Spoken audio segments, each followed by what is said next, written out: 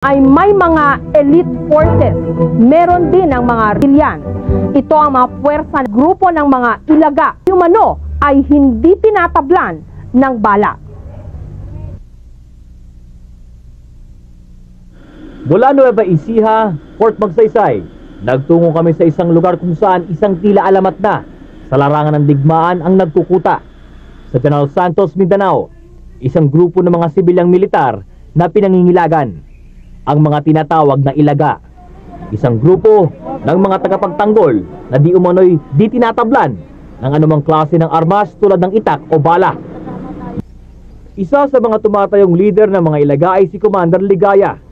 Bukod sa bihasa sa pakikidigma, may espiritual anya na anyo ang mga ilaga. Ang experience namin yun sa gera, magtindog kami, kung sa bakbakan kami, hindi kami kukover. Ang kuha namin yan sa gera namin, kung nandoon na kami sa gera, standing position kami. Hindi kami magdapa, hindi pwede kami sa kahoy. Harap-harapan yung amin sa operation. Bukod sa samahang armado, isang relihiyosong grupo ang mga ilaga.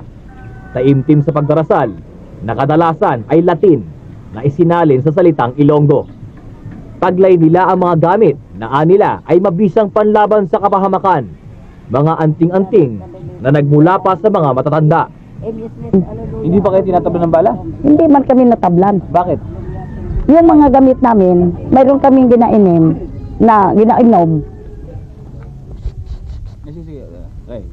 Mayroon kaming ginainom na para hindi kami matablan ng bala. Sari-saring anting-anting ang nakabalot sa katawan ng mga ilaga.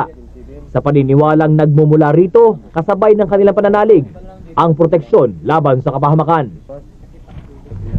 Paano kayo nasimulang nasali sa ilaga?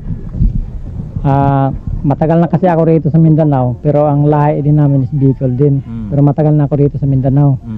So, si Commander Inday Ligaya, nung bata pa ako, siya idol ko na po siya. Dahil sa maraming kabutihang naitulong niya dito noon sa labanan ng Christian and Muslim sa panahon ng Black Shirt and then Ilaga. Bakit ka nahimok na sumali? Ako kasi, sa totoo lang, hindi ako purely commander noon. Kasi nung bata pa ako, nakita ko nung bata pa, mahilig din kasi ako sa mga ganyan ba, mga agimat.